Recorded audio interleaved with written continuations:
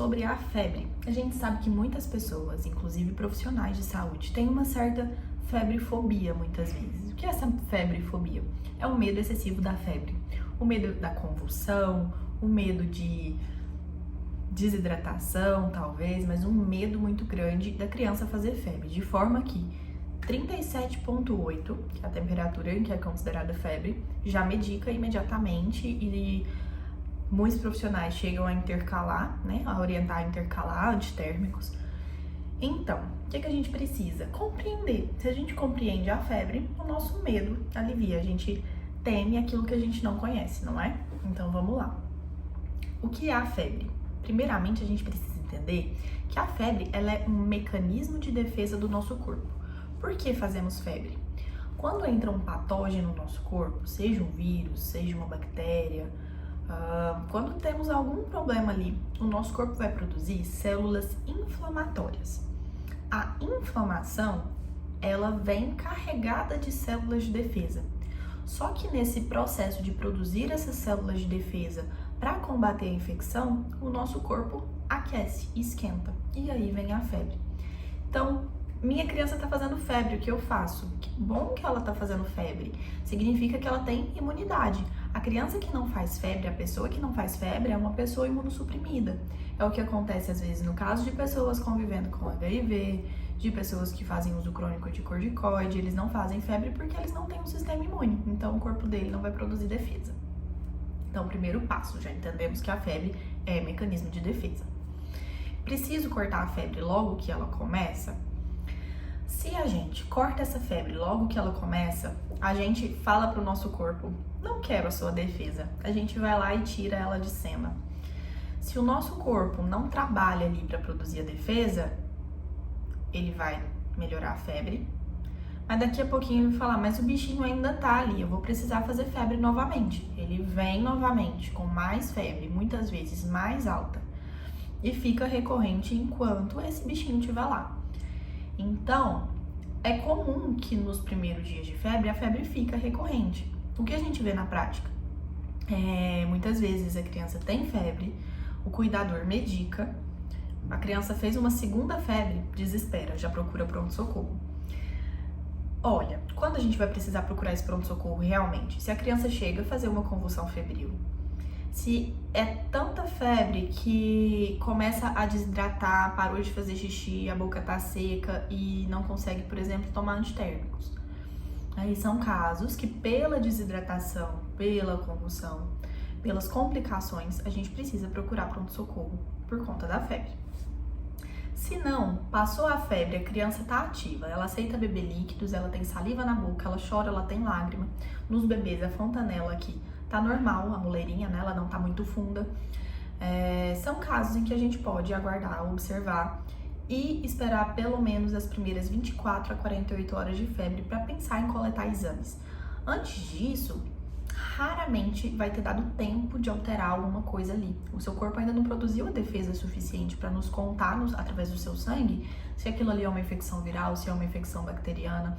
Na maioria das vezes, os exames feitos nessas primeiras 24 a 48 horas, principalmente nas primeiras 24 horas, não vem nada. A gente tem que coletar novamente depois. E na criança, a gente está submetendo a criança a ser furada, picada ali o tempo todo. O que não é legal, pensando até na parte de formação de traumas e tudo. Tá, então eu já entendi que a febre é um mecanismo de defesa e que eu não preciso me desesperar quando ela começa. Quando eu preciso medicar essa febre? Eu recomendo a medicação em febres acima de 38,5 graus Celsius. Por quê? Essa temperatura mais baixa disso é normalmente quando a criança tá ali ainda produzindo as células de defesa dela.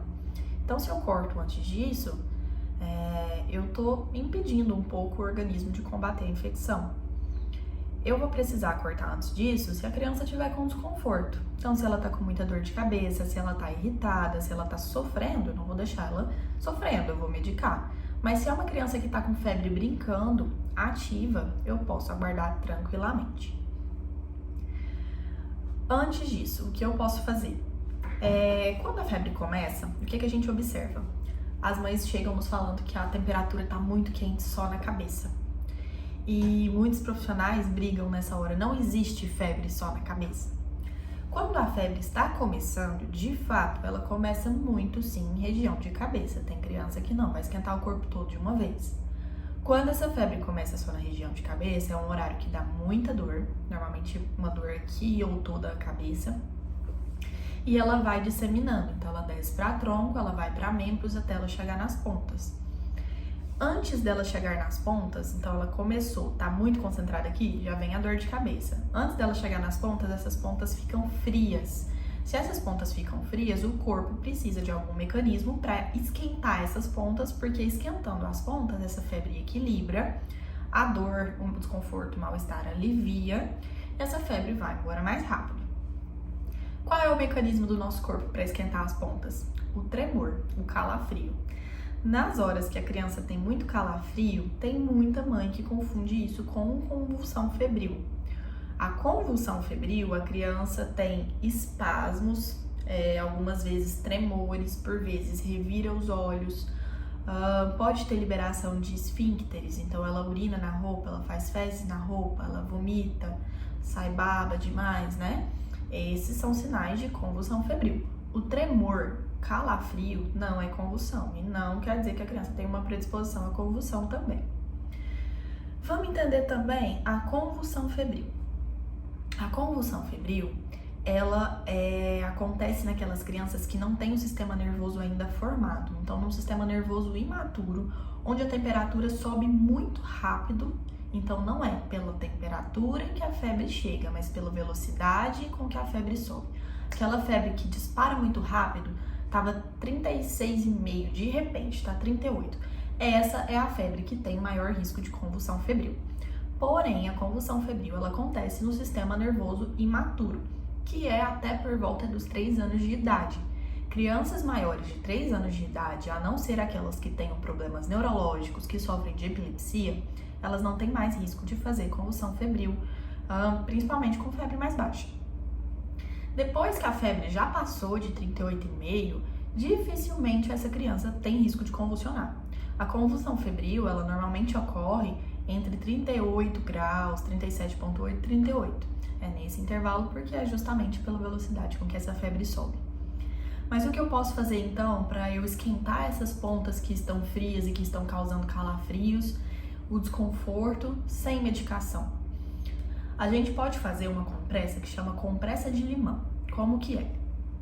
A gente pega uma água morna, pode ser uma bacia, uma panela ali, aqueceu a água.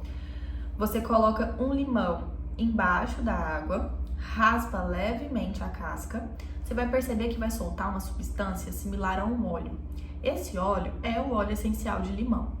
Posso usar também o olhinho mesmo essencial de limão na aromaterapia? Pode, porém, tem que ser diluído. Então, você não vai pingar ele direto na água, porque o óleo não vai diluir na água. Então, ou você dilui ele num pouco de óleo, e aí você tem que ver a diluição certa para cada idade. Consulte um aromaterapeuta se tiver alguma dúvida. Você vai diluir nesse óleo e colocar na água, ou você pode diluir em uma base neutra. Tem bases que elas são próprias para fabricação de produtos para misturar com óleos essenciais mesmo. Então, a gente tem essa base em forma de gel, em forma de óleo, em forma de hidratante. Não tenho nada em casa. O azeite mesmo de oliva 100% extra virgem serve, tá? Óleo de coco também, se tiver uma opção. Tá, eu fiz essa compressa. Mas, tá, a criança tá com febre, eu vou esquentar as pontas que estão frias. Quando eu esquento essas pontas que estão frias, essa temperatura equilibra mais rápido.